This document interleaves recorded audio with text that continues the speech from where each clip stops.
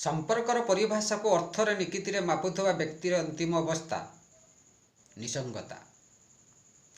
बंधुता स्थापन हुए एक विश्वास रे से बंधुता जितेबाला स्वार्थ रे परिणत हो जाए, से बंधुता जितेबाला स्वार्थनेसी हो जाए, से बंधुता भितर जितेबाला लोभ आसे, गोटे गोटे प्रकार ईर्षा आसे, से बंधुता खूब स्वल्प समय मध्य भांगी जाए।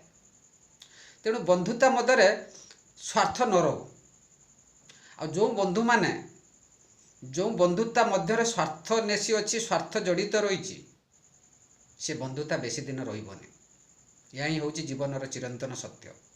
मु उपलब्धि करिछि, पर्यालोचना करिछि एवं से बंधुतार निर्यास बाहर करने को एबे भी चेष्टा करुछि। हजार हजार बंधु फेसबुक रे अछंती, हजार हजार बंधु ऑनलाइन रे अछंती। भाई आज 500 टका दरकार, गोटे अर्जेंट दियो, मु पर पठेदेवी।